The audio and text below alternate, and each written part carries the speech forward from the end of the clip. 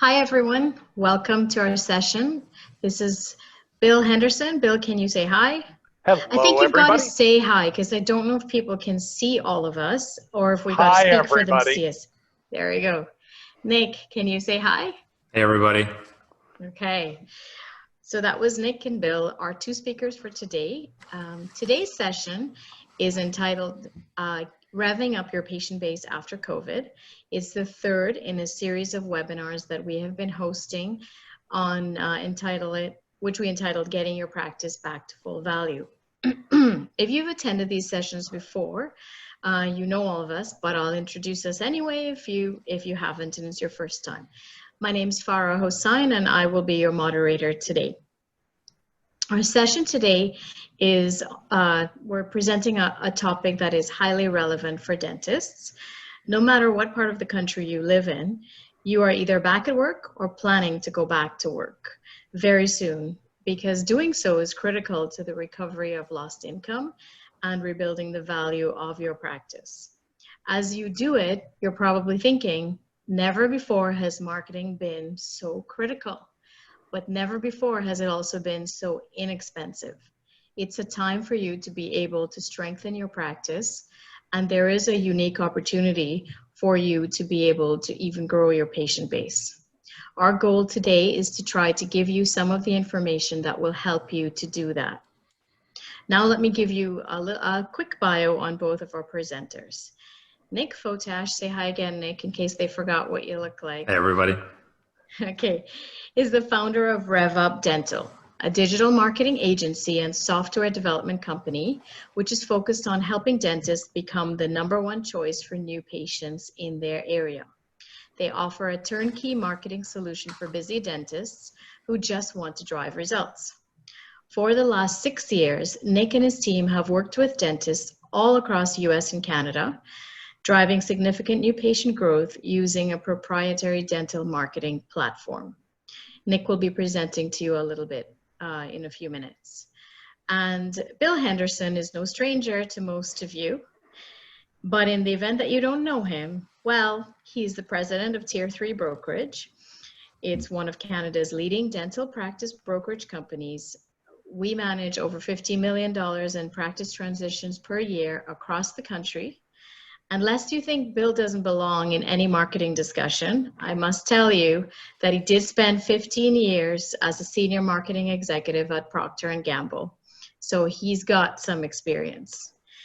Now, Bill, I'm going to let you give a quick update on practice values since the last one you provided on a webinar a couple of weeks ago.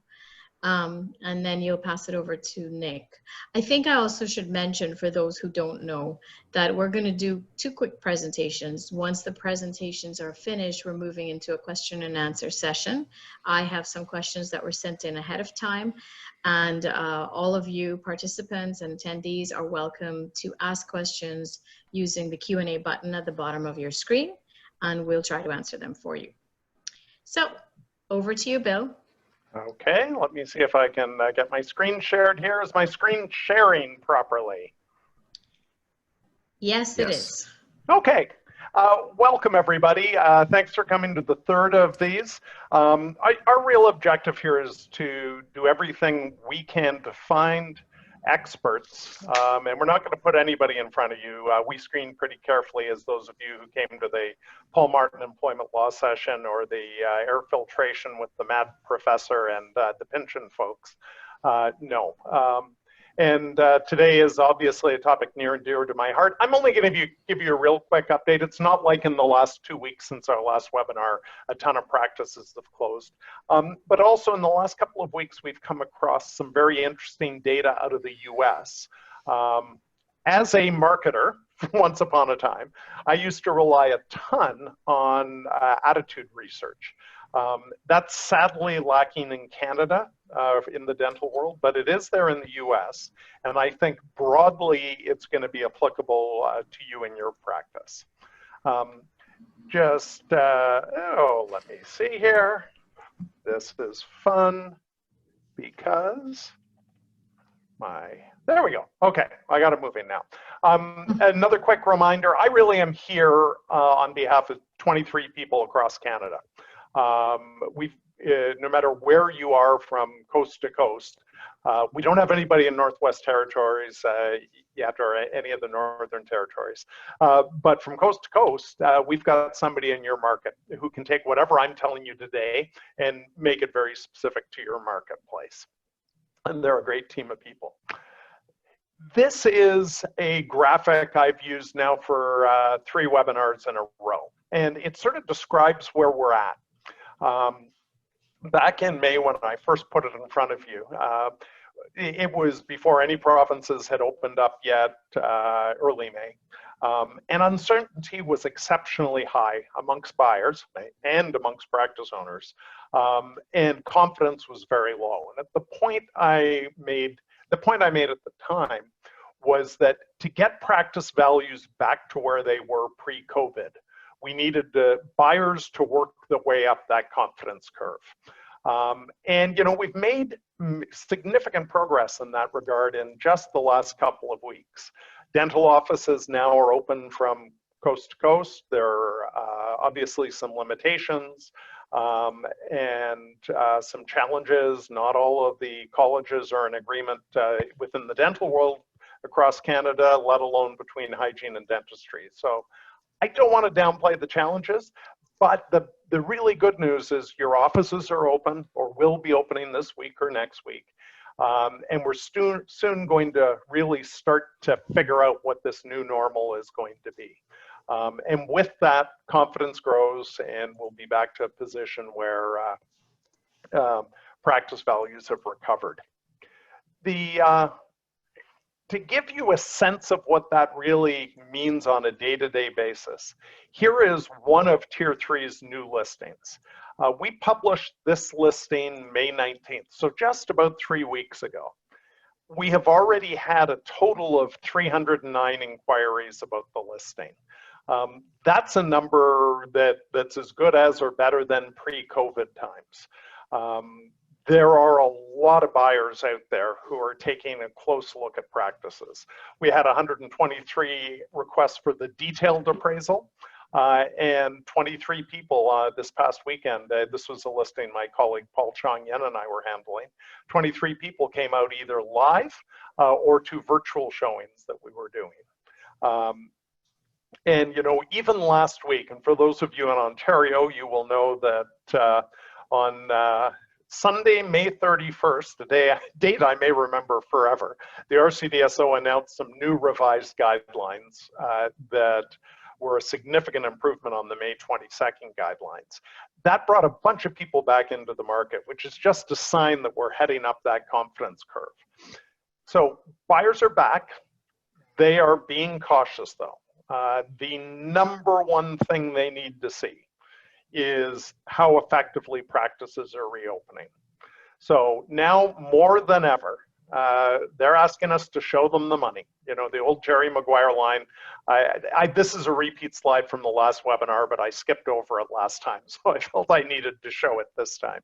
Far and away the most important aspect of rebuilding your practice value is going to be ramping up the revenue as fully and completely as possible. And that's really what tonight's session is about. There's 2 audiences you need to think about. There's your existing patient base and getting them back into the practice. And then there's potential new patients. I'm going to talk a little bit now, share some of the data we've seen about getting existing patients back. And then I'm going to turn it over to Nick to talk about his innovative ways of getting new patients in. Here is results from a May 18th survey done by the American Dental Association. They're doing a survey every 2 weeks, and the data coming out of it is both deep and insightful, and frankly, to me at least, very encouraging. Now, this is not Canada, it's the US, but I think we can generally feel that attitudes towards dentists aren't going to be dramatically different on either side of the border. Now, what this chart shows you is total patient volume and total collections. And it tracks these things for every 2-week period, April 6th, 20th, 4th, and 18th. This purple bar is people reporting that their patient volume was less than 5% of normal levels. And during the 2 weeks in April that they did the survey, that's not surprising because offices were broadly closed there as they were here. But what you start to see is something very interesting happening in May 4th, and then 2 weeks later on May 18th. May 4th, and that was the first week US practices by and large could open, not in all states, and this data is just from the states that were open May 4th. Already 10% of practices were claiming patient volumes between 75 and 100% of normal. And another 19% were in the 50 to 75% range. And you can see how just 2 weeks later, that's grown to 28% of practices reporting that their patient volumes are between 75% to 100% of normal, and another 31% more than 50 to 75. I view this as really encouraging because even though a lot of these practices may not have opened until partway through this time period, patients are coming back. Now, any accountants on the call will go, oh yeah, but collections aren't as strong, but we all know that collections lag patient visits. And the key thing is watching that grow. So patients are coming back, and I believe honestly that a lot of you have a blind spot. There has been so much discussion about aerosol generating procedures and fallow times in operatories and HEPA filters. Hey, we contributed to that. And all of those things that as a profession, as a group of professionals, you're all hyper-focused on AGPs. And you know, I have yet to meet a single member of the regular public who's got any awareness of that. So while, you know, in the last couple of weeks, there's been lots of controversy between certain hygiene associations and other regulators, it's all played out in the ears of your patients as concern for the safety of the doctor, the hygienist, and the staff. It's really not played out as concern for them. And part of this you see in this next survey. This is one by the group Fleischman-Hillard. Again, it's a US survey, and it's a broad-based healthcare survey because, as you all know, they've got a for-profit healthcare system. And frankly, I think dentists and optometrists were in here, and physiotherapists were in here more as a comparison point. But some interesting data comes out of it. In terms of which of the following are you planning to do in the next 12 months, the number one answer was go to the dentist. Now, it's only 56%, and we'd all love that to be 100, but we all know that not 100% of people go to the dentist. And this is also data from right at the start of May. But that is ahead of people returning to the optometrist, ahead of people going to their GP for a physical, ahead of people getting treatment for medical conditions. So, you know, I think what we can see from this is patients are no more concerned, despite your concern about aerosol generating procedures. Your patients are no more concerned about coming back to see you, indeed less so than others. And that's played out in conversations I've had with people. You have friends, I'll ask, they know what I do, they ask me what's going on. I say, are you going back to the dentist?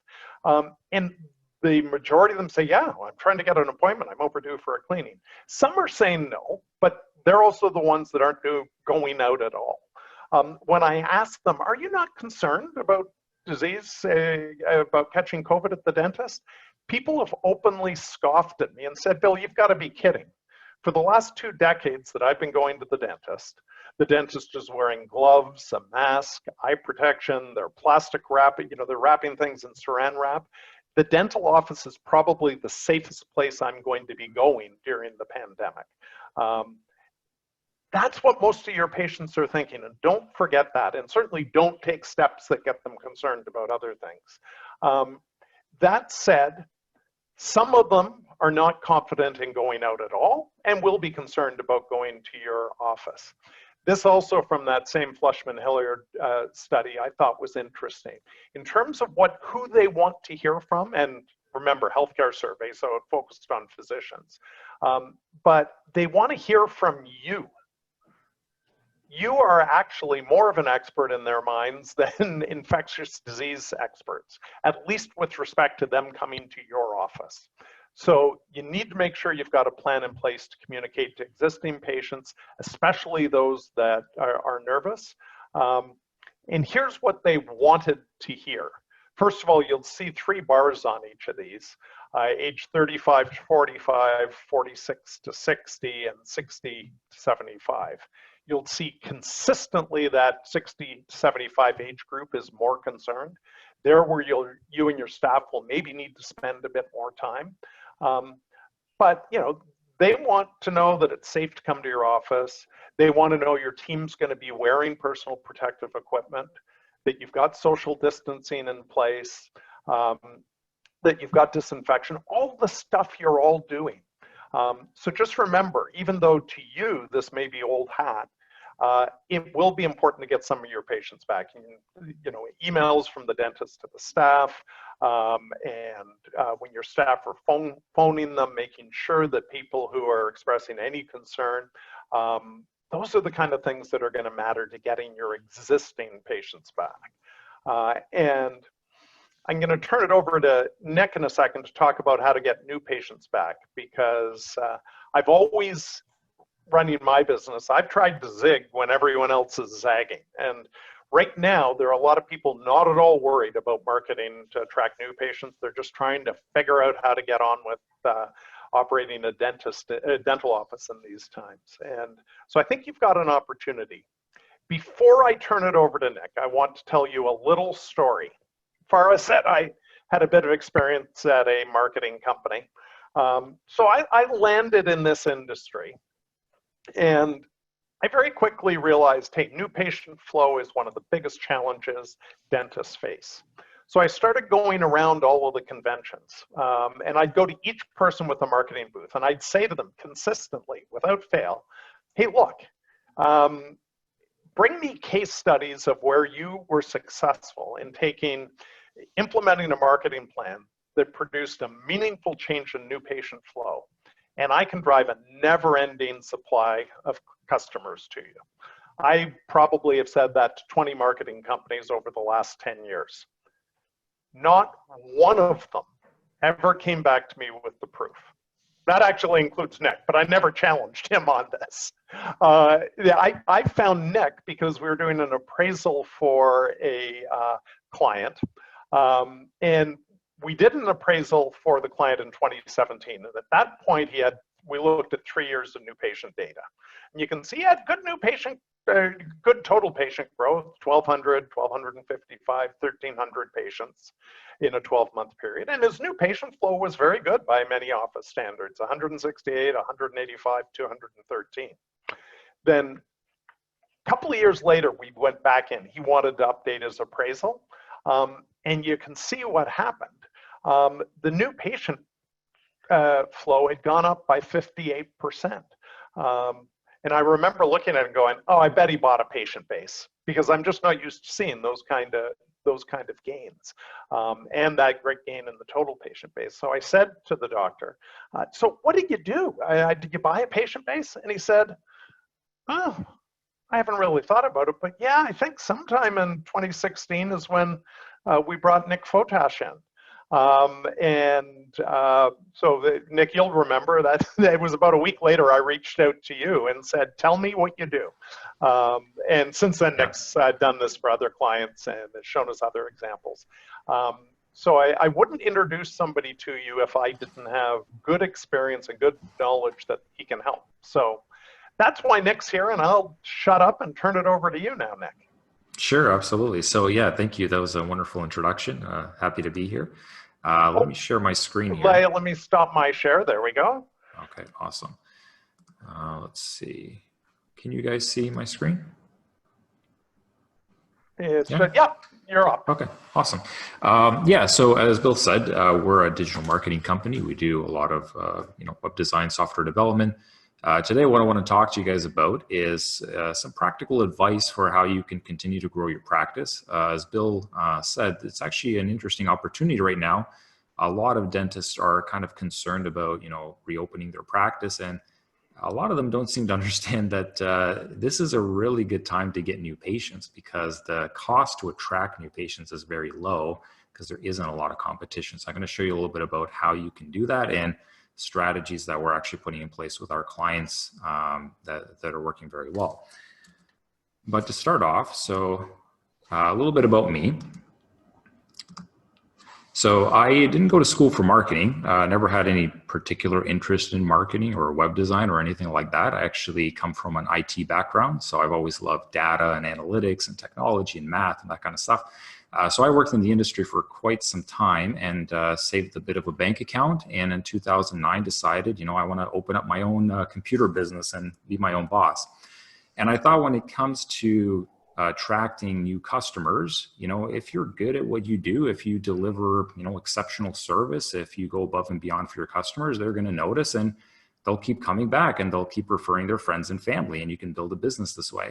And this is true. I mean, you definitely can do that. What I didn't count on is two things. Number one, if you're trying to grow a business, especially from scratch, using just word of mouth and referrals, it's very slow. I mean, it's not something you're going to be able to do in 6 to 12 months. I mean, it's probably going to take more like 6 to 12 years. The other major issue I ran into is that it was very inconsistent. So when you're depending primarily on word of mouth and referrals, what I found is some weeks were really good and I was getting, 3, 4, 5 new customers and things were looking on the up and up. And then the next week it was just dead. It's almost like someone flipped the switch and turned off the lights and I didn't know what was going on. The week after that, I mean, who knows, right? It was always a gamble. And this is very financially and mentally stressful because as you grow a business, your expenses continue to rise. But your primary source of bringing in your revenue comes from something that is very inconsistent. So it's not like you can go to your staff at the end of the month and say, hey guys, we only got half the new patients this month. Is it okay if I pay you half your salary? It's like, well, that's probably not going to fly, right? You can't go to your landlord and say, hey, I only got half the referrals. Can I pay you half the rent? No, so as you grow your business and expenses continue to rise, I realized that you need a much more stable source of a more stable way of generating customers, or, things are going to become really stressful and chaotic. So I figured, okay, I need to do a bit of marketing. Referrals are great and I'm going to continue to work on getting those, but I need some other way to get people through the door. But I didn't know anything about marketing. So I didn't know what to do. So I tried, like most dentists do, most small business owners, I tried a bit of everything. I figured, I don't know what's going to work for me. So let me experiment. I'll try a few different things. And if I see that something is producing good results, then I'll keep doing it. And if it doesn't, then I'll just stop. Well, unfortunately, after about a year of doing this and spending somewhere between, I think it was $25,000 to $30,000, I almost went bankrupt because nothing was working. In fact, most companies that I work with would send me these reports saying like, look, you got 50 clicks to your website, or you got, 20 more Facebook likes, or since we started working, you've been able to get 50,000 impressions. And I remember having a chat with the marketing companies I'd hired and saying, like, guys, all of these things you're sending me reports on, like clicks and likes and, impressions, I mean, these things have about as much value to me as monopoly money. I can't pay my rent with Facebook likes. I can't put food on the table with website clicks. If I'm going to invest $1,000 into marketing, I need that to generate a return on investment, ideally in the same currency that I'm paying you in, where I'm not going to get anywhere. And no one really had an answer to this. I mean, it was, at the end, after doing this for a year with all kinds of companies, generally what I heard is, we tried our best and it doesn't always work out, and business is a risk and better luck next time, right? And I kind of wish I had heard that in the beginning and I knew what I was getting myself into instead of hearing that at the end when I was kind of at the end of my rope. So long story short, I came to a crossroad where I had to make a decision. Either I closed down the business because there wasn't really a lot of money left and things were growing, but it was still very slow. Or I could try to figure out how to do the marketing on my own because there really wasn't much money to hire anyone else. So I spent the next 12 to 18 months really digging deep into how marketing works, taking a very, sort of IT data-driven kind of approach to what I was doing. And After about a year of doing this, we went from getting 3 to 5 calls a week on average to getting more than 3 to 5 calls a day, and was able to really save my business and continue to grow it.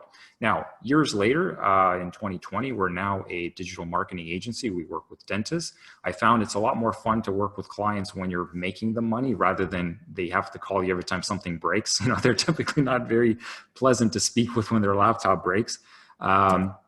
So what I want to talk to you about today is what I had to learn the hard way, what I lost a lot of time and money trying to understand, hopefully to help you guys sort of avoid the pitfalls that a lot of businesses fall into and that I fell into, and help you make you a lot more successful when it comes to marketing, because it's not as complicated as people think. I think everyone sort of blows it out of proportion. But the most important thing you need to understand if you want to have a successful business or dental practice is that it doesn't really matter how good you are at what you do if nobody knows you exist. You could be a phenomenal dentist and you could have done thousands of implant cases and been amazing at you offer amazing dental care, but if people in your area are looking for a dentist and they can't find you, all of that skill and experience really doesn't matter. And this is a trap that a lot of small businesses fall into, that they are a great dentist, they run a great dental practice, they do a really good job, but because their marketing isn't really up to par, they're kind of like a best kept secret in their area. It's the best dentist with the best dental practice that most people have just never heard of, and they probably never will. Now, these days, most dentists, I think, understand that it's very unlikely that you're going to create a new startup practice or buy a practice and just flip open a sign and say, hey, we're open, and expect that the next day there's going to be 50 people waiting outside your door, ready to go. I think most people do realize that, to get things going, you kind of have to invest in a little bit of marketing to get your name out there. But there's two major mistakes that dental practices make in marketing that kind of seal their fate in terms of, there's a reason why they're not really getting good results. And this is sort of the pitfalls that I fell into with my business as well. And it applies to dentistry just as much as it does to an IT company. So number one, in marketing, you've got a lot of options to pick from. You could do social media, you could do flyers, you could do SEO, blogging, newspaper ads, radio ads. You've got a lot of different options available. But I think what a lot of people fail to see or fail to remember is that at the end of the day, all of these things are just tools, and the effectiveness of these tools and what impact they're going to have on your practice and what impact they're going to have on your bottom line almost entirely depend on who's using the tools. So I'll give you two examples here. Imagine I gave you the exact same set of golf clubs that Tiger Woods uses. Would you be able to get the same result? Would you be able to win the PGA Tour if you had his equipment? Probably not, right? If I gave you the same tennis racket that Serena Williams uses, would you be just as good of a tennis player? Right now, substitute the golf club and the tennis racket for SEO or flyers or Google AdWords or any kind of marketing activity you can think of. This is the reason why a lot of people invest in marketing, and some see really good results and some don't.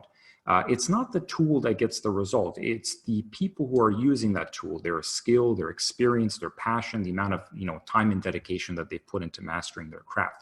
This is something I didn't really understand in the beginning. So when I was trying to figure out which marketing company to hire, I thought, well, SEO is SEO and a website is a website, right? What's the difference? I'm just going to hire whoever seems to have the best bang for the buck. But that turned out to be a pretty big mistake. The second thing I had to learn the hard way is that when you put in half the effort into something, you don't get half the results. And this might seem obvious, but a lot of businesses fall into this trap. So when I was doing marketing, I tried a little bit of everything, but I never stopped to consider that I was kind of doing a half-assed job at everything. I had a website. It wasn't terrible, but if I'm being honest, it wasn't amazing either. And I was doing a bit of social media and I was trying a bit of flyers. But when you build something to half the quality, or you only put in a little bit of effort to, let's see if it works, you're not going to generate half of the results. And it's going to seem like nothing is really working. So take this from the perspective of a dentist. Most dentists we work with, the first thing we ask them is, what is actually driving new patients for you? What's working right now? Is it your social media? Is it, your marketing? Like, what's going on? What's actually working? Almost always their answer is, referrals and word of mouth. And then I ask them, well, why is that the case? Why do people keep coming back? Why are they referring their friends and family to you? Is it because you have a TV in your office that has Netflix and everybody just wants to come back? Is it because you've got really comfortable chairs in your operatory? I mean, like, what's your secret?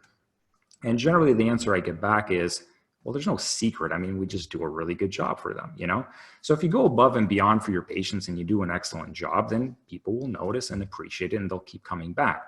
But imagine for a second, what if you didn't do a good job?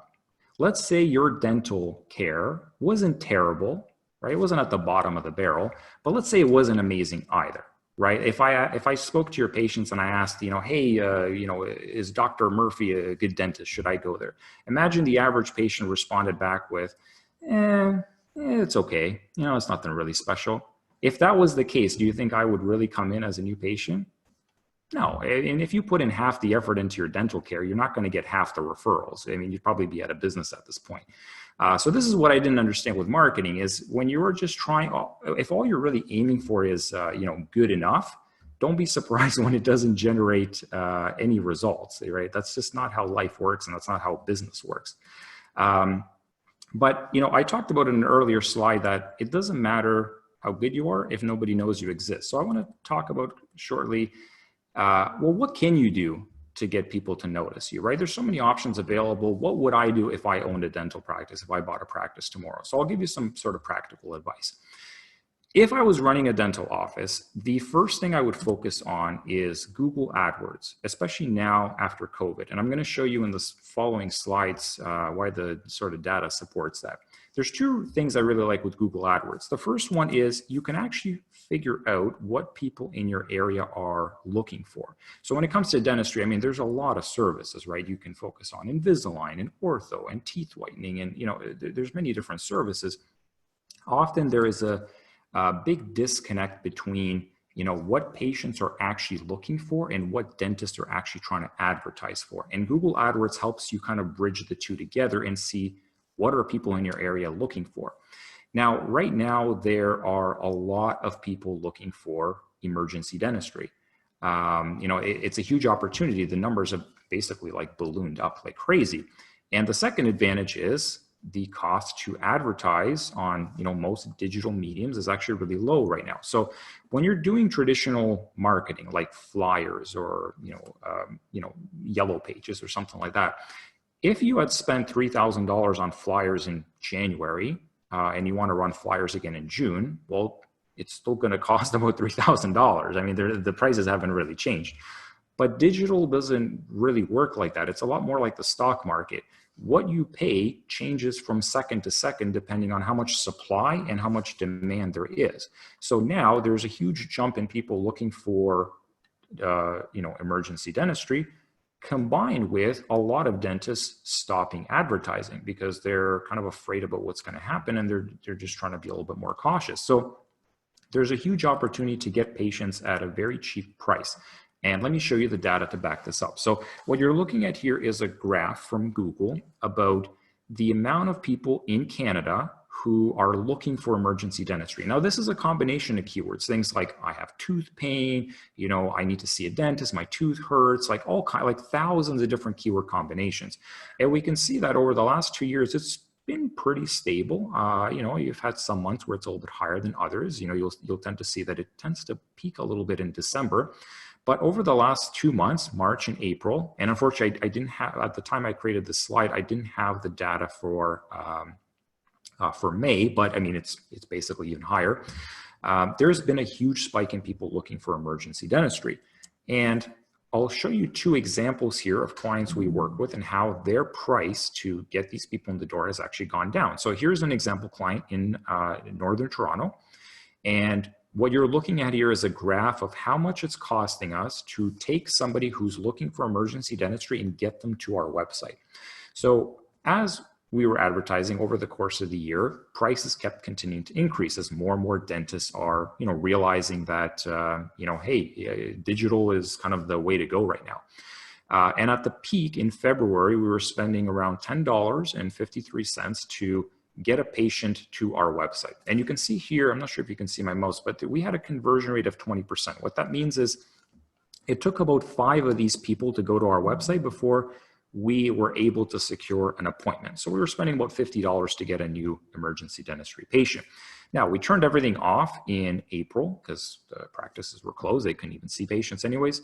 But as we've reopened everything, we can see that actually our cost to attract these patients is now only $7.62 on average. I'll show you a second example here, but I mean, every practice we work with across Canada is essentially the same pattern. This is a client in Hamilton.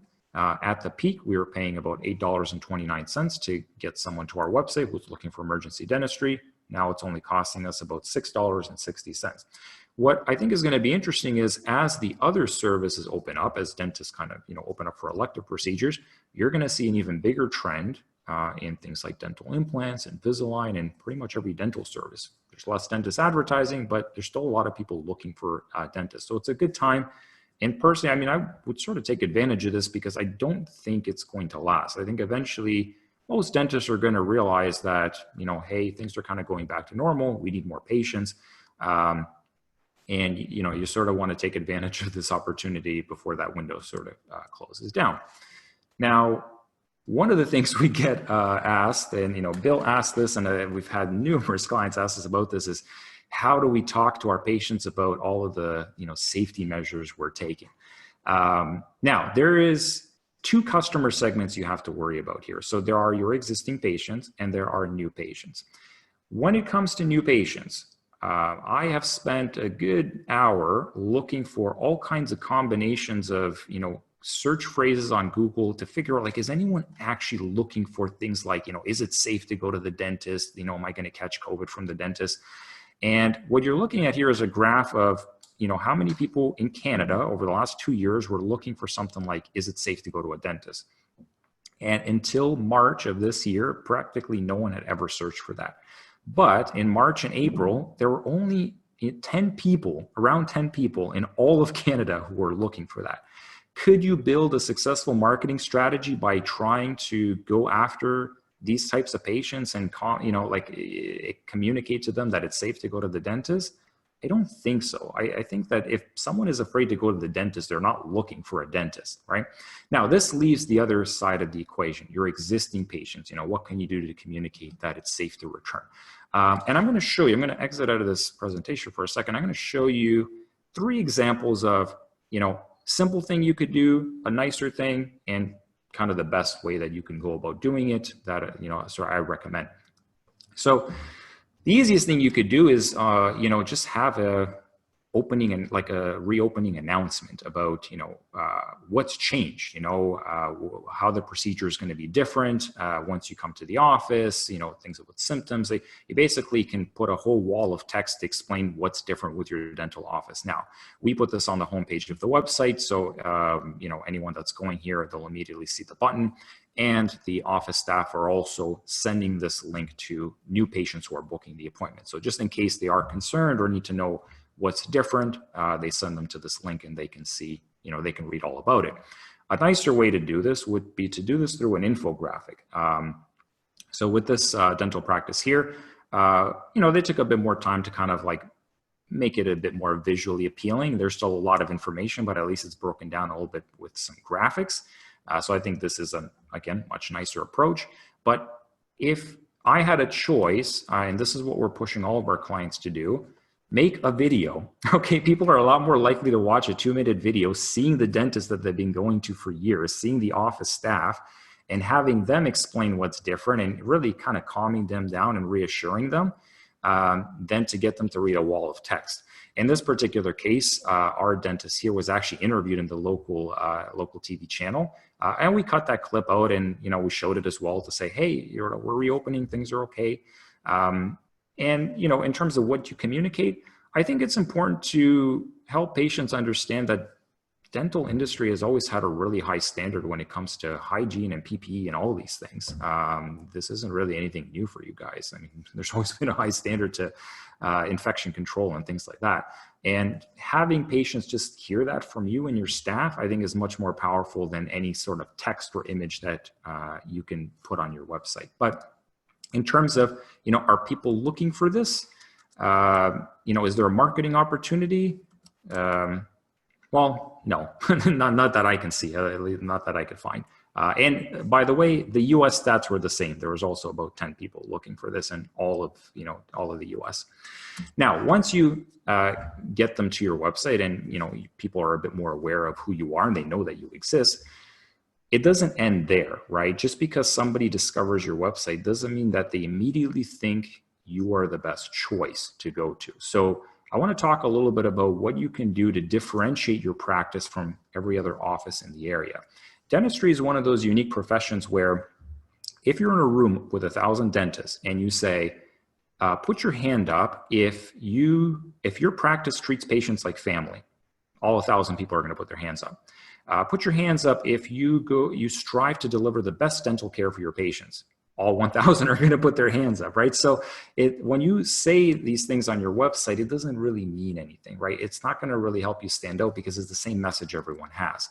So if I own a dental practice, if I'm trying to stand out from other dentists in my area, this is the order of how I would do things.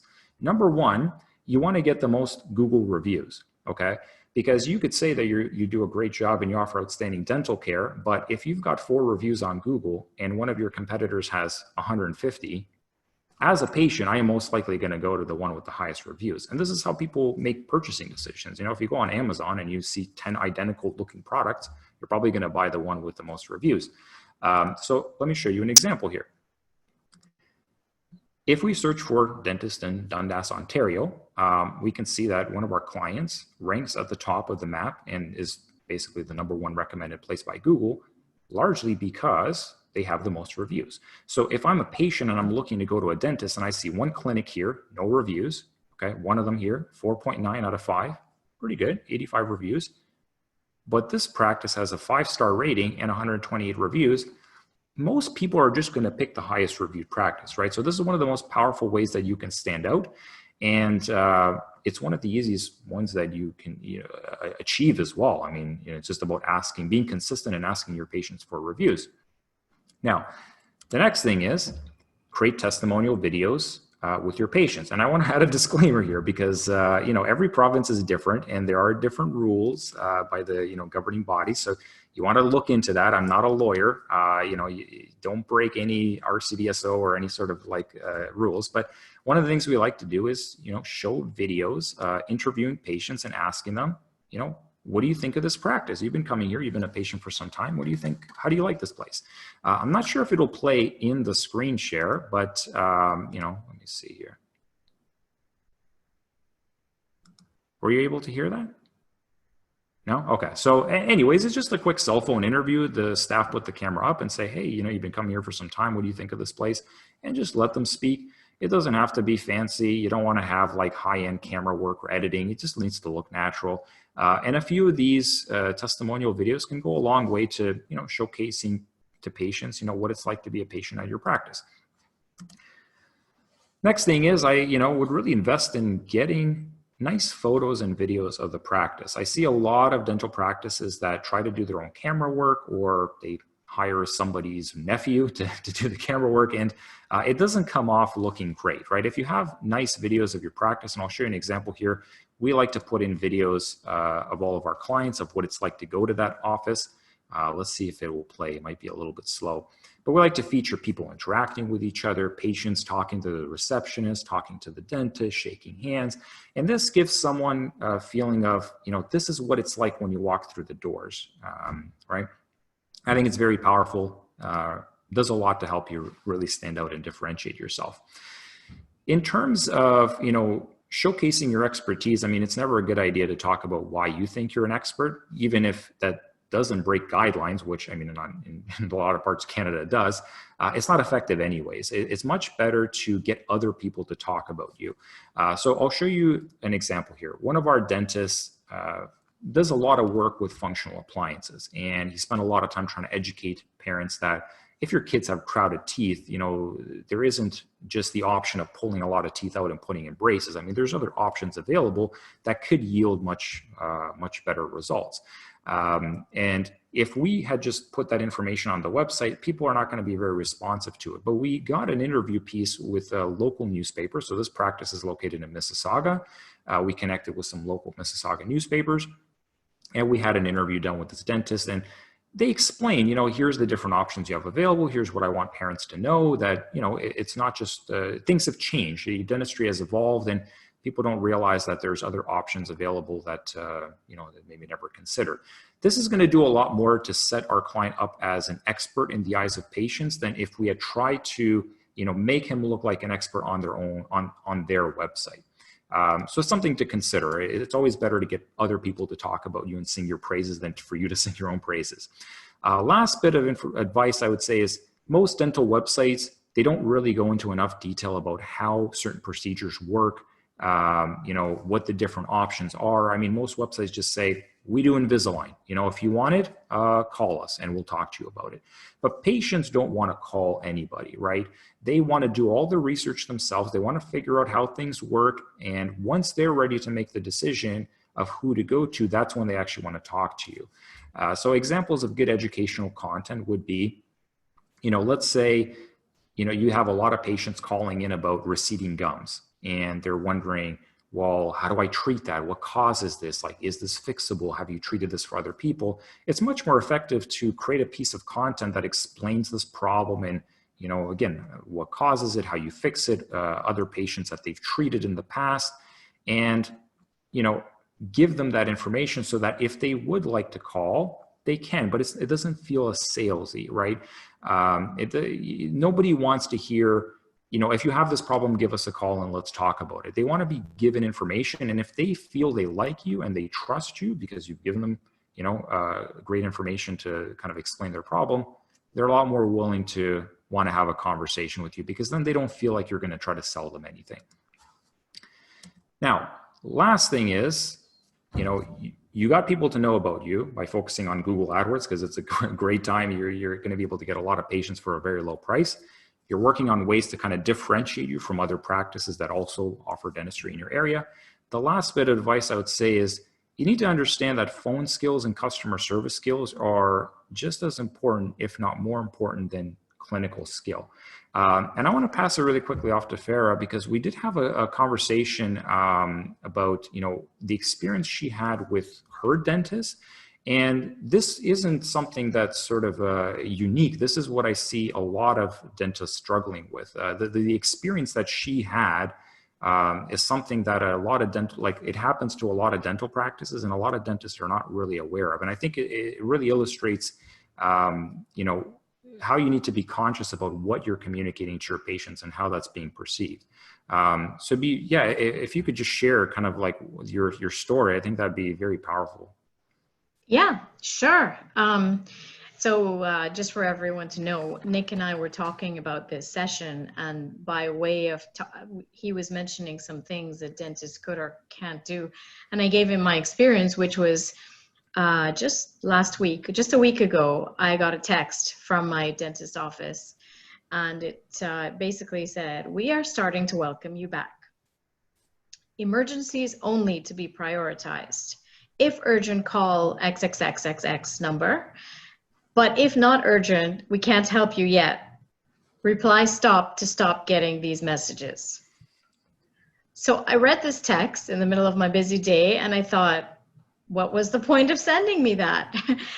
I thank God I didn't have an emergency. If I had one, I would need to call them. I didn't have one. I was actually wondering, maybe I can get my hygiene appointment scheduled, because it's like 3 months overdue now. And then the follow-up to that, Nick, was just 2 days ago, I got a phone call from the office. And the phone call was, "Hi, we're just calling you to let you know that we're open again." So I said, "Okay, great. Are you booking appointments?" They said, "Nope, we're not booking appointments yet. Just wanted to let you know we don't have your email on file, so we would like to get it."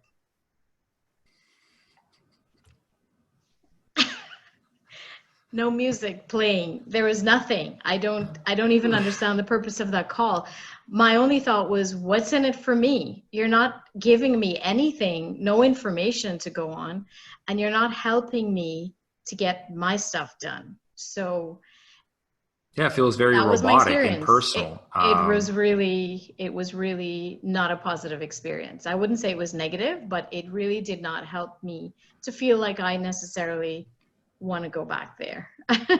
Yeah, That and was I it. think this is what explains the huge spike in emergency cases. It's not that all of these people miraculously started having tooth pain in, April and May. It's that a lot of them that did have issues started to realize that their current dentist isn't really there for them, and they're open to checking out somebody new. And these days, when you're dealing in in the days of open care, where all these patients are being marketed to, and they're getting these advertisements that say, hey, find a new dentist and we'll give you a $150 gift card to the keg. If they didn't have a good experience, a lot of them are going to start to think, yeah, why am I loyal to my dentist? I mean, I don't remember the last time they called me or, asked if I was okay, or even just a nice courteous message like, hey, I hope you're doing okay and you and your family are safe. Just wanted to fill you in on what's going on and how we can help you. Those phone skills, that customer service skills plays a really critical role in how successful you're going to be. So let's talk about some of the ways that you can keep patients loyal. So first thing is to understand that the dentist is not the first or the last person a patient is going to speak with at your office. There's a lot of things that can go wrong long before their butt's going to be in the chair. And a lot of dentists they're not aware of how their patients are being spoken to, or it's happening to them, or what sort of communication is being sent to them. They're only speaking to their patients when they're in that chair, but there's a lot that can go wrong before they see you. And there's a lot that can go wrong after they see you when they're being checked out. And you need to be mindful of the whole experience from start to finish, not just when you're interacting with them. Patients pick and stay with the practice they like and trust the most. So 99% of your patient base are not doctors. They're not going to be able to evaluate the level of clinical care you're giving them. They don't know whether you did a good job on that crown or an average job or a bad job. I mean, they're going to base the dentist they go with on the one that, shows interest in them, remembers their name, remembers even, nice things about them. Our account manager at RevUp, absolutely loves her dentist because she remembers that she's planning a wedding, and every time she calls, she asks like, how is that going? How is your family doing? Even if they don't necessarily remember everything about you, the fact that someone took a minute to write a note in their system to remember to say that to you next time they speak to you does show that you care. One of the best things I can recommend to dentists, and I think one of the reasons why we're able to drive so much business to them, is record and listen to all the calls that come in. And you're going to be shocked about all the opportunities that are slipping through the cracks. We hear phone calls all the time where, let's just say that they're not handled in an ideal fashion. And it's not always that the staff, don't want to do a good job or they're not interested. A lot of the time they might be asked questions that they're not really sure how to answer. They might not really know how to help sell your practice and what makes it unique and special. They may not know how to talk about the expertise of the dentist or why they're great. And they don't get handled very well. So when you start listening to calls, you're going to find a lot of missed opportunities there. It's not always about just doing more marketing. Often dentists get a lot of new patient calls. It's just they're not doing a good job in converting them into patients. Communicate with them about what's going on and what you're doing. So again, going back to those 3 examples of what's happening during COVID, I mean, you could put a letter, it's not very personal, but it's better than nothing. You could do a nice graphic, but ideally, you want to shoot a video. You want to communicate with your patients. You want them to see your face, to see that you're involved, that you're there, that you're being part of, part of the whole thing. So communicate about what's going on, share, updates. Are you taking on patients? What kind of patients? Like, what's a priority? What isn't a priority? What if they have these problems? How can they get in touch with you? Just a, 1-2 minute video talking about that is going to build a lot of trust and a lot of loyalty. And most important thing, I think, is don't automate your communication with patients. There's a lot of these tools out there that, claim that they're going to, make all of that patient retention, patient reactivation as easy as a press of a button. But let me be honest with you. Everybody can see a faux personalized email. Everybody has gotten these sort of, hi, bracket, first name bracket, just wanted to wish you a happy holiday bracket. We've all seen these kinds of emails. What that really communicates to your patients is you don't actually care. And in fact, it has an even bigger sort of negative impact because it's almost like, a real estate agent of ours sent us once one of those holiday cards with the fake cursive writing, as in it wasn't real, but they wanted to make it look like it was real. And people see that for what it is you're trying to make it look like you care, but you don't really care, right? And it ends up causing a bigger negative impact. So take the time to speak to your patients. Having that video works great if you can't communicate with all of them, but always look for opportunities as well with your staff to just, have that quick phone call with them, ask a few questions. How are you doing during this whole situation? How are you feeling? Has there been anything wrong? Are you okay? It's going to go a long way to keeping those patients loyal to you for, a very long time. So thank you for listening. I want to open it up to some questions. And, if you guys have any sort of specifics about anything related to marketing, I'm happy to answer it and give you some feedback about, what's working well for our clients. Thank you, Nick. That was a really clean and simple presentation. And a lot of what you presented is not rocket science, but I guess it's what you're trying to say is there's a combination of behaviors or actions that would be better than a different combination.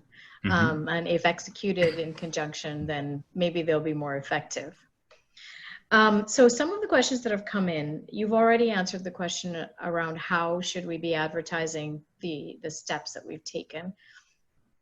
But somebody asked a question, which was, you mentioned that automated messages do not impress patients, but we've had patients who really like those reminders that we send them. Are you saying we shouldn't be sending automated messages at all, or some kind of different thing? Yeah, so I think that patient reminders are great because it's like an Amazon experience. If I order a product, I want to get an email saying, here's when it's going to arrive, here's the tracking code. Things like that, I think, show that your practice is up to date, is very modern, sophisticated, organized. Where you could really bleed into doing too much automation is when you think you can honestly automate the personal relationship building that is required, right? You can't substitute that. I mean, people buy from people they like, and they're not going to like you from getting an automated text message. So if you're going too far in automation, I think it could really hurt you. Okay, but here's a question that came right after that. I don't have time to write a letter to each patient that is personalized. How can I get them to pay attention and come back without me having to spend a lot of time writing letters, which is, I think, is a reality. Video, yeah. So what we recommend is take your camera out, get someone to hold it, and just say, hey guys, Dr. So-and-so here, just wanted to give you an update. We're open again. Some of our patients are concerned about the COVID thing. I just want to talk to you a little bit about the procedures we're taking. You don't have to write, handwritten letter to every single patient. I'm not saying that, but look for opportunities to get your face out there, to have them hear it from you directly. Those little gestures do make a big impact. But those wouldn't be personalized, Nick. Those would just still be general. Yeah, so personally, what I mean is nobody expects to get a personalized letter from their dentist, right? I don't think anybody is that crazy to expect that their dentist is going to write a 500-word letter to them, personally. But I also don't like getting automated newsletters and all kinds of random stuff in my inbox, marketing material. I also don't think that's effective. So you have to find that middle ground. I want to update my patients. I think video is a really great way to do that, but don't try to pretend it's personalized when it's not personalized. Okay. What are your thoughts on doing advertising on Facebook? Is that a good idea? Yeah, so we get asked by our dentists all the time, like we should be posting things on Facebook, and everyone seems to be putting stuff up there. I think it's okay. I mean, if you post a message to say, "Hey, we're open again, we're taking on new patients." What I think a lot of dentists don't realize is when you post something on Facebook, unless you put money behind that message, it doesn't really get seen by anybody. So then it becomes a question of if I'm going to put money towards, getting new patients or putting out a message out there to patients, what platform is going to give me the best return then, right? So should I be spending that money on Facebook? Should I be spending it on Google AdWords? My suggestion is to spend it on Google because people are looking for a dentist, whereas people don't go to Facebook to find information on dentists. They might see it, but you're kind of looking for a needle in the haystack at that point, right? The other thing you get, which is kind of funny, one of our dentists put up a post saying, "Hey, we're open again. Here's our number. Give us a call if you need anything." And somebody hijacked the post in the comments talking about how the whole COVID thing was a government conspiracy and it was all to throw off the 2020 election. And then it escalated into this whole back and forth debate. And I'm thinking, like, there's a lot of crazy people on Facebook. I just rather go on Google. Somebody's looking for a dentist and I just want to say, "Hey, we're open. Give us a call." Nick, you were talking about if you can spend your money on Facebook or Google. I think a lot of the people watching this would sort of be interested if they're not spending a lot of money on marketing right now. What kind of money, in your experience, do they need to spend to really start to make a difference in new patient flow? Because I can tell you, 3 times a month when we're doing lots of appraisals, I'm saying to somebody, the number one way you can build your practice value is to get your new patient flow going. And that's the barrier for a lot of them. And so talk just a little bit about that and pay back on that investment and how they can be confident they'll get a payback. Yeah, so that's a great question. The way I look at it is it doesn't matter what you spend. What it comes down to is you have to figure out what is your cost to acquire a new patient. So in North America, before this whole COVID thing, if you looked on average, like how much are dentists spending on marketing before they're able to get one patient in the chair, it tends to average around $400 to $500 of marketing spend before they can convince someone to come in. Now that's going to be based on, them doing some flyers and social media and SEO and all these things. It depends on them being average on the phone and their treatment presentation is average, all of these different factors. When we start working with dentists, a lot of what we try to do is focus them on what is likely to work the best. And we look at the data of what people in their area are looking for rather than maybe what the client wants to get, right? So I sort of give this example of it's like fishing. You might want to catch a lot of pike, but if you're trying to fish in a lake with a lot of cod, you're going to be more successful by bringing the kind of tool that's going to catch the kind of fish that's there rather than expect to, catch the kind of fish that isn't there. So when we start marketing for them, on average, I would say they're able to get patients somewhere between $150 to $200 a patient. Now, as we figure out what works in their area, we kind of tailor it a little bit more so the message, is much more effective for the type of people that are there. It tends to drop, right? So there's clients that get patients for $75, $50. I mean, there's cases where we've got dentists who are getting, like a root canal patient in the door for $25 of marketing.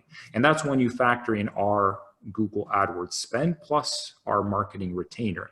Now with COVID, it's about 20 to 30% cheaper across the board, just because there's just not that many dentists advertising. And to put all of that in perspective, when we sell a patient base, which we do, people are paying $800 to $1,000 per patient fairly regularly. So if you're looking for what is and people need to think about the lifetime value of that patient. I mean, with the cost they're getting a payout in year one that's meaningful. And then they've got the lifetime value of that patient. And now let me challenge you. How the heck do you really know that the marketing got the patient? How do you help people with that? Yeah, so that is a really interesting one because you get into the problem of marketing attribution, right? So who really got that patient in? Was it the advertising? Was it the reviews? Would that patient have come in regardless? And the truth is it's always a bit of a complex mess there, because you could have patients coming in who are an existing patient and they're getting Invisalign. And the dentist may say, well, that's my patient. I've seen them for 5 years, right? That wasn't the marketing that did it. But then you ask, well, why did they come in then? Now, all of a sudden, like, you didn't call them. Why did they call you? And they ask the patient and they find out that, oh, actually, he was looking for Invisalign and doing research, and he didn't even realize that this practice offered it. And when they came up in the search and they started reading, it's like, oh, it turns out my dentist already does this, and I'm going to go there. Now, who gets the credit there? I don't think either of them deserve it. I think it's a combination, right? So marketing is a bit of a team sport. You kind of have to bring all these pieces together that are going to help get the patient through the door. The reputation matters, how the receptionist speaks to the patient, how the dentist talks to them, the bedside manner. All of these things play a role. We try to break it down as much as we can because I'm always interested in the data, but sometimes you kind of have to look at, the forest, if you see the forest for the trees, it's a bit of a complex mess. So yeah, like, it's tough to do that. The way we try to do it is, if this person calls, we will ask them, one, are you a new patient? Are you an existing patient? And we also use virtual tracking numbers on the website. So when you go to the website, if that person had found you on Facebook, they're going to see a very different phone number. They don't even realize it's changing. Like, to them, that's just what the phone number is. But if they found you on Google search, the website would show a completely different phone number. So at least we can track a little bit about what activity seems to be getting people through the door, but it's never going to be perfect.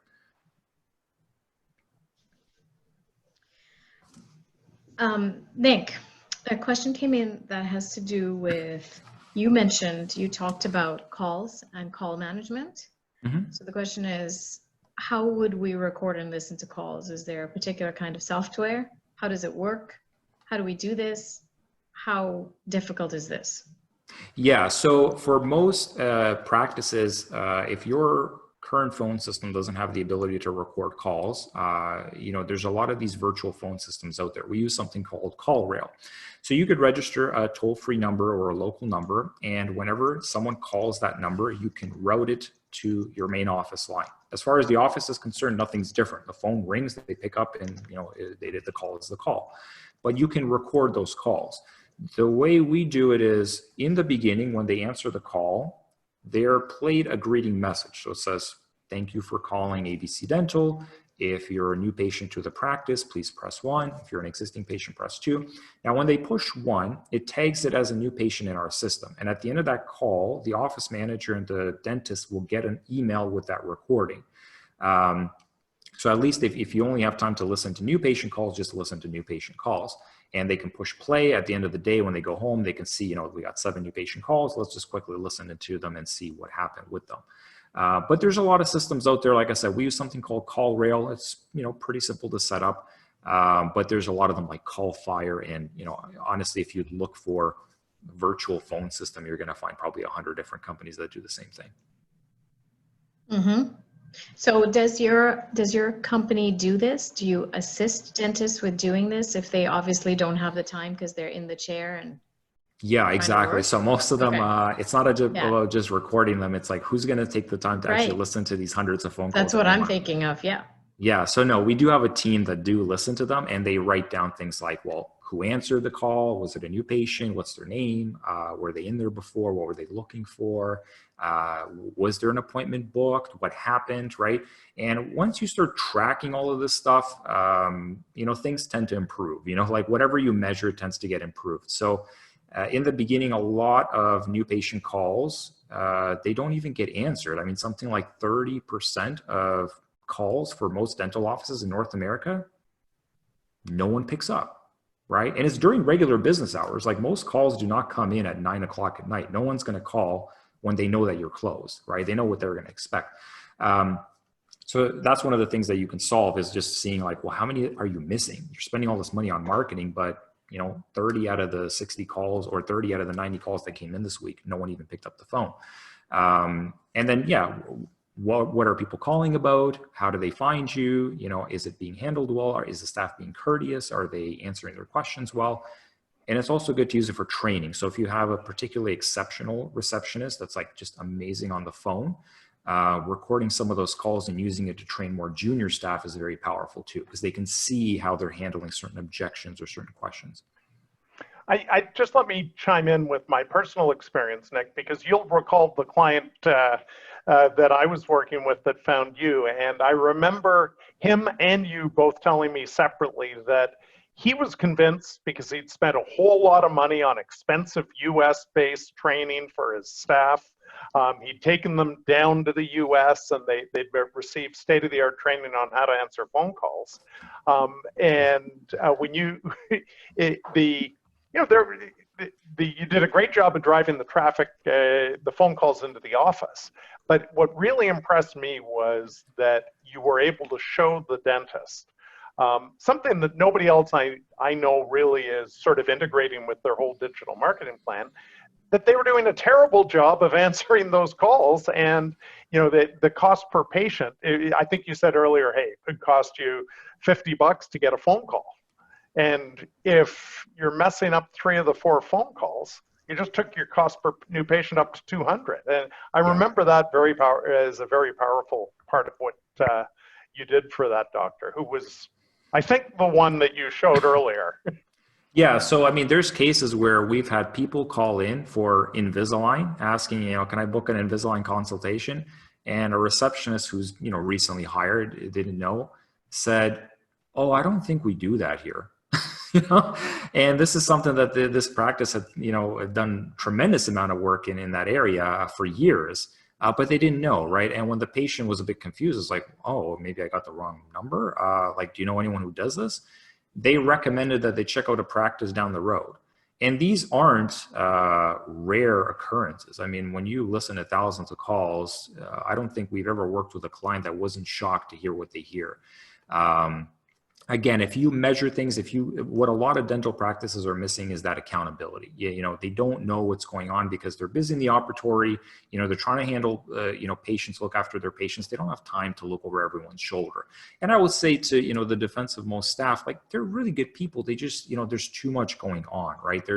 It's very chaotic to work in a dental office, especially as a receptionist. And, you end up dropping some of the balls because there's just too much juggling that you have to do. You have to check out a patient here. There's another one calling. There's another one on hold. Things like this happen. But once you create a bit more accountability, you can see where the problems are and you can work as a team to try to fix those issues. Nick, I got 2 or 3 more questions, if it's okay. Let me get through those questions, because I'd like us to respect time. So one of the questions is, what do you think about Instagram as a vehicle to acquire new patients? In terms of acquiring patients, I think it has probably very little value. I think where I like it is you need to look at marketing. There's a journey that a patient is going to go through before they're going to become a patient with you. And you don't have to convert everyone on the first interaction. Some marketing strategies and activities are really good for building your awareness. Some of them are really good to, sort of get you considered, right? So if a patient is looking at 3, 4 other practices, this might be an effective way to differentiate you. And some channels or strategies are really effective at getting the person to pull the trigger. I think where people kind of fall flat with their marketing is they are looking for the one marketing activity that's going to do all of them. And it doesn't exist. Everything plays a role. So where Instagram fits in is it's going to, one, help show a little bit about what it's like at your practice. So if you have nice photos, especially like you're seeing children that are smiling, you're taking your staff out for lunch, everyone's having a great time, it's going to make it look like a really positive practice. And I think that it also helps eliminate sort of like buyer's remorse, right? If I go to my dentist, if I go to a new dentist, I don't particularly care in the beginning what they're doing on Instagram. But if I find out later after I'm a patient that they're active in the community, they're, doing sort of like charity work, things like that, I'm going to feel better about my decision, right? But in terms of, is Instagram going to get you patients? Yeah, but then again, anything works. It really comes down to what's going to work the best. And Instagram is never going to win out there compared to SEO or Google AdWords or even flyers, honestly. Okay. Bill and I have a question for you. When you showed that practice that had all those Google reviews, Mhm. I wondered, how the heck are you going to get this many people to give you positive reviews? I mean, a Google review is a Google review. So when it's up there, if it's really bad, it's there. There's Yeah. nothing you can do about it. So how did that practice have such a beautifully clean 5-star, 100 and whatever number it was, positive Google reviews? Yeah, so generally you will get one or two bad ones once in a while, right? So this practice, I think their dental care, like their customer service is really good. But generally you will see kind of like 4.9, 4.8, because, you know, you deal with 100 people, one of them is not going to like you. I mean, it's just reality. How do you get them to leave reviews? Well, it's basically three things. So one, the staff need to be engaged, because if you send an automated email to a patient list, there's only about a 3 to 5% chance they're going to go and actually leave a review. But if you talk to them on their way out and you ask them, you know, how is everything today? You know, did we do a good job? Is there anything we could have improved upon? And you really, you know, have that emotional, personal connection with the person. Once you ask them to leave a review, you're going to find that 30 to 40% leave a review, right? The second thing is you need a system to kind of make it easy for the patient, because they're not going to go on Google and type in the practice and find out where the button they need to click. You know, you need to make it a one-click thing. So there's a lot of review management platforms out there. We use something called Birdeye, but there's things like Trustpilot. I mean, there's just many of them out there. They all do the exact same thing. And it makes it easy. It sends them a text or an email. You push one button and then they leave the review. Third thing is sometimes you kind of have to grease the wheels a little bit. Like some practices, you know, their staff say, oh, we're trying, we're asking so many people, nobody's leaving a review. And we had one dentist that said, okay, I'll give you $10 for every review you get. And next week they got 60 of them. So sometimes, you know, it's like, yeah, you shouldn't have to do that. You know, I mean, if you pay people, like, especially the, you know, most dental staff get paid well, I think, you know, you shouldn't have to do that. But it's like, if it's not working, you know, maybe you got to do that. And the way I look at it is like, okay, let's say you're paying your staff $5 or $10 as a bonus for getting a review. You get 100 reviews, you're paying $500 to $1,000. Okay. But those 100 reviews are going to make you hundreds of thousands of dollars. So really, why not do it? I mean, we've seen extreme cases where one of our dentists took their whole staff to a trip to Punta Cana. And, you know, so, I mean, yeah, I think sometimes incentives are necessary as well. Okay. Okay, well noted. What kind of a budget should I be looking for to have the range of services that you're recommending? I'm already doing SEO, which I think a lot of dentists are doing. Mm-hmm. So that's what the question is. Yeah, so what you spend largely depends on what area you're in and who you're competing against. So sometimes you could be in an area where no one's really doing anything, and it doesn't take a huge budget to actually become number one on Google, or, you know, to become sort of like the number one practice. And it's not always based on population, because one of the misconceptions we get is people think it's really competitive in Toronto, downtown Toronto. And they're usually shocked when we show them that downtown Toronto is actually one of the least competitive areas. It's one of the easiest places to get patients. You've got a lot of these small towns where, you know, maybe they've got a population of 10,000 people. 10 years ago, there was only 4 dentists there. Today, there's 15 of them. It's still 10,000 people there, but they're all fighting for new patients, right? So it's not always dependent. You could be in a small town and it's very competitive. You can be in a big city and it's very uncompetitive. We have packages ranging from $750 a month, you know, for areas where you just don't need to do a lot to be competitive. We've got packages, you know, $3,000 and up. So I look at it like you're competing in a race and you need to figure out what kind of car you need to win the race. You don't want to build a Formula One race car if every one of your competitors is racing a Honda Civic, because that's just overkill. You're just wasting money at that point. At the same time, you don't want to show up in a minivan when everyone is racing Formula One cars, right? Because you're not going to get anywhere. So we start by doing the research in their area, how competitive it is, and then we try to figure out what kind of a budget do you realistically need to actually see results. I would say on average, most of our clients are spending about $1,500, I would say. Mm-hmm. Plus ad spend. So everything you're spending on Google. Right. So these Google. Are your services plus whatever the cost per click is, if that's what it is, plus.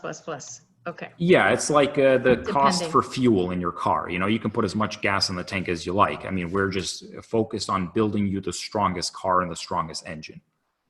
Mm-hmm. Great. There are a couple of other questions, but they were more specific. I won't ask them in a public forum, but I Oh, can okay, pass sure. them on to you, Nick.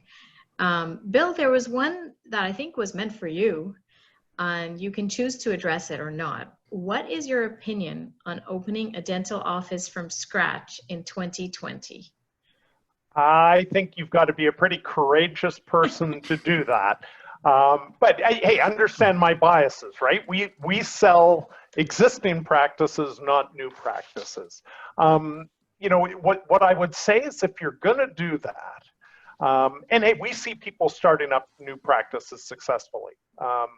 We see a lot that don't. We get a lot of people calling us up 3 years in and going, can you sell this for me? And of course, that's a challenge because what we're selling is a practice that didn't succeed. So if you're going to do it, it's absolutely all about location. You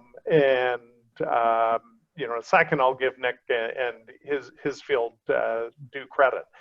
But you've got to choose, first of all, a community that's underserviced, and that is increasingly hard to do.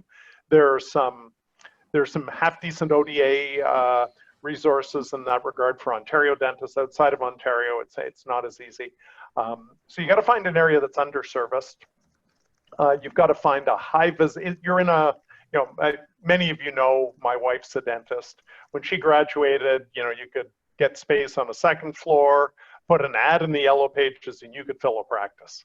And she is still spending her career being a healthcare professional. To succeed today, you've got to it's become a retail business, and you've got to be a healthcare retailer.